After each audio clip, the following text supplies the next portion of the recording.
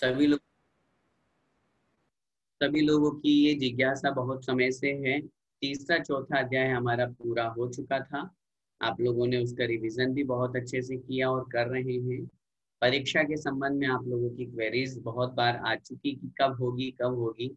इसलिए आज की इस कक्षा में हम उस परीक्षा की डेट घोषित कर रहे हैं। आगामी 10 जुलाई को, आज 7 जुलाई है, आगामी 10 जुलाई को शनिवार के दिन आप लोगों की तीसरे और चौथे अध्याय की परीक्षा होगी।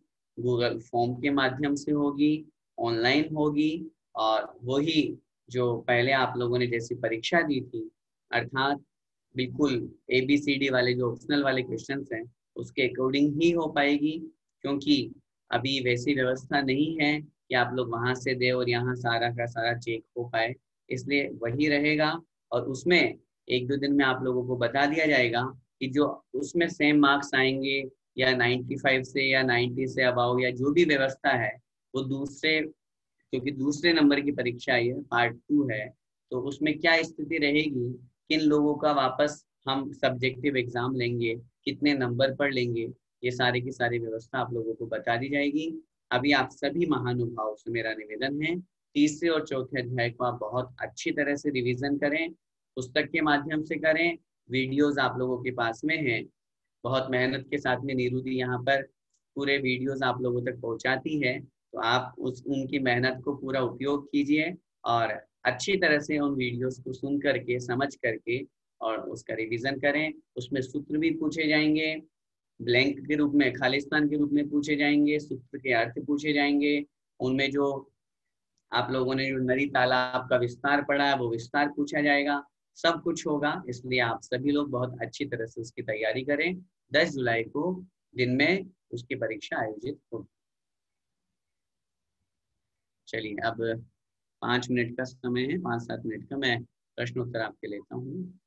रेणुका जी।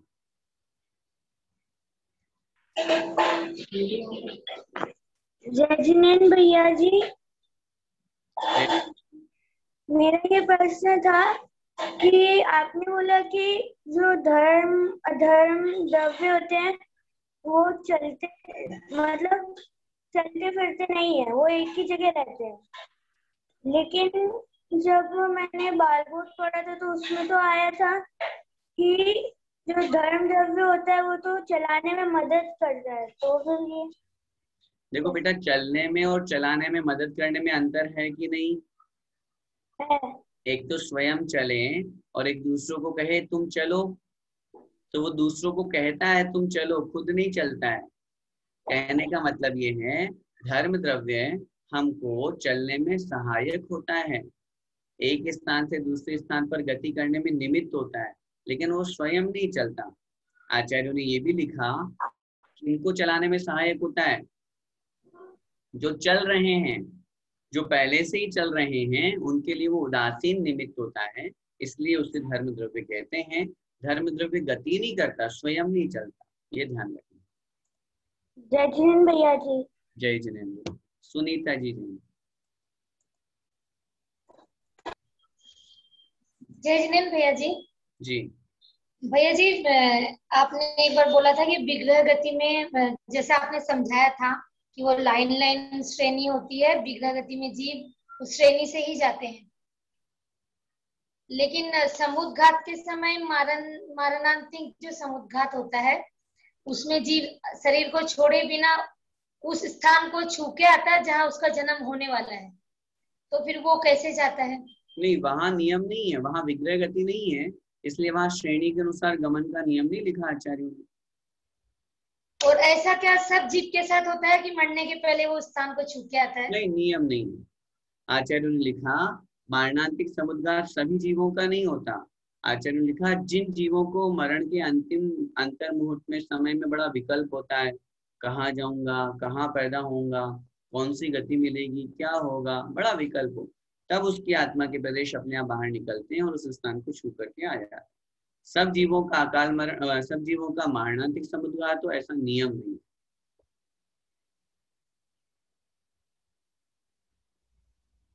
चलिए आगे, सुमन जी।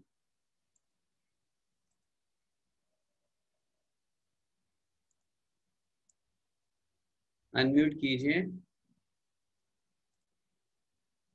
सुमन जी अगर मेरी आवाज सुन रहे हैं तो शायद उनको नहीं करना, हो सकता है कुछ।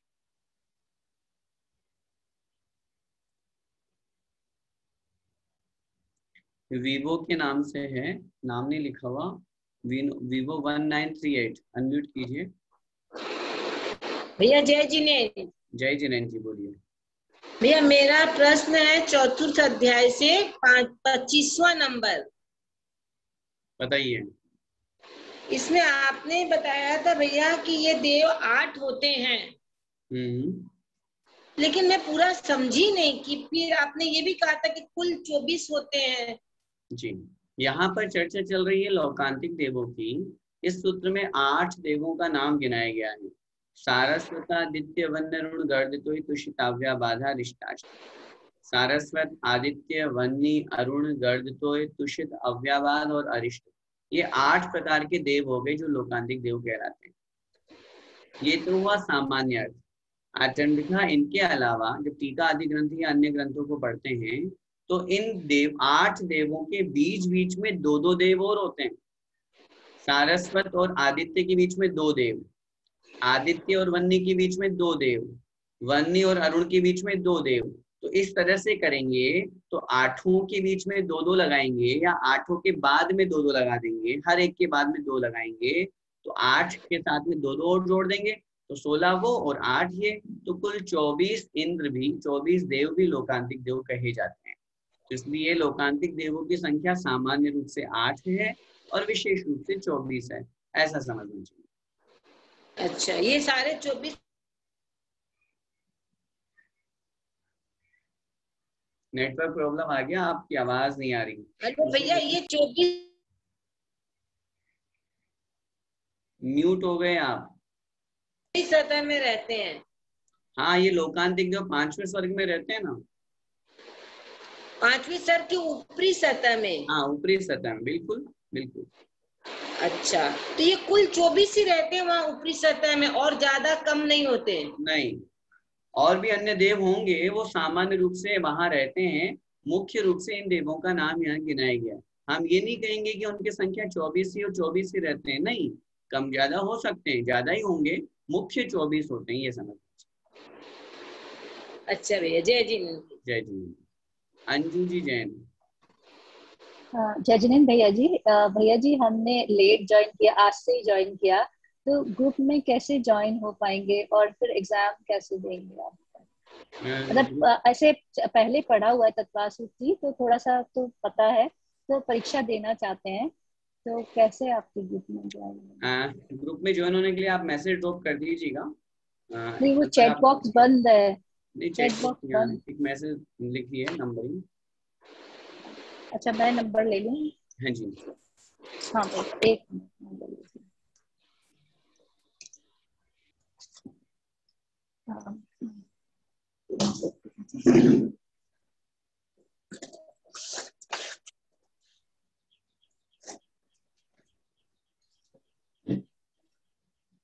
हाँ भैया जी, आप 902425 902425 0820 0820। इस पे व्हाट्सएप कर दीजिएगा। ओके, ठीक है भैया। जय जिनेन्द्र। राजीव जी पटना।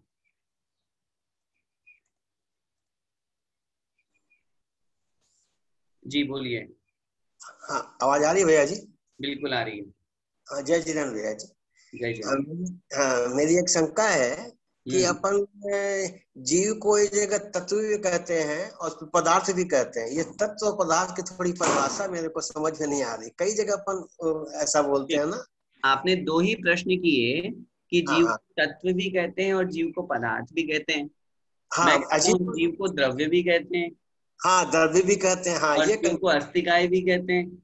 हाँ भैया जी, 4 शब्द हो गए। हाँ, जीव हाँ, द्रव्य, जीव तत्व, जीव हाँ, पदार्थ और जीवास्तिकाय। हाँ, इन चारों चीजों में जीव शब्द कॉमन है, लेकिन ये 4 जो हमने विशेषताएं जोड़ी है ये अलग अलग अपेक्षाओं से कही गई है। जब अच्छा, हम जीव तत्व की बात करेंगे तस्य भावस्तत्वम, तो वहां भाव रूप ग्रहण पक्ष ग्रहण किया जाता है। 4 शब्द मैं आपके बीच में रख रहा हूँ, द्रव्य, क्षेत्र, काल और भाव। हाँ किसी भी पदार्थ का हमें विवेचन करना है या उस पदार्थ के बारे में पूर्ण रूप से जानना है तो उसके द्रव्य, क्षेत्र, काल, भाव को देखा जाता है। तो जब ठीक है। अपन तत्व की बात करेंगे तो वहां भाव रूप शब्द का जीव द्रव्य जीव तत्व, जीव हाँ। तत्व जो है ये भाव पक्ष को ग्रहण करता है। जी जब हम अस्तिकाय की बात करेंगे कि जीव है तो हम जीव पदार्थ की बात करते हैं, उसमें अस्तिकाय शब्द को ग्रहण किया गया कि हाँ जीव होता है। अस्थि का मतलब होना और काय का माने कायवान बहुप्रदेशी होना, तो वहां जीवास्तिकाय की बात की जाती है। जहां हम द्रव्य और क्षेत्र में बात करेंगे तो जो बचे हमारे जीव तत्व और जीव द्रव्य। तो जो जीव तत्व तो हो चुका है, जीव पदार्थ और जीव पदार्थ और जीव द्रव्य। तो जो द्रव्य है, द्रव्य की विशेषता क्या होती है? द्रव्य की परिभाषा उत्पाद वे द्रव्य युक्तम सत, जो निरंतर परिणमनशील होता है। तो उस स्थिति में हम जीव द्रव्य भाव की बात करेंगे, जो द्रव्य पक्ष है उसको ग्रहण करेंगे।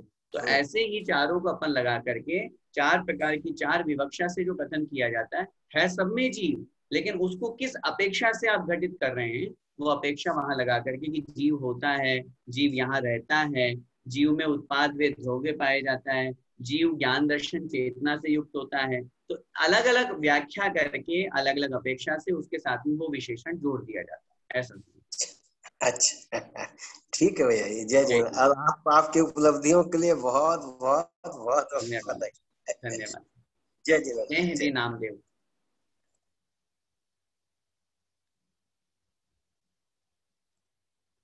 स्नेह जी नामदेव के नाम से है, अनम्यूट कीजिए।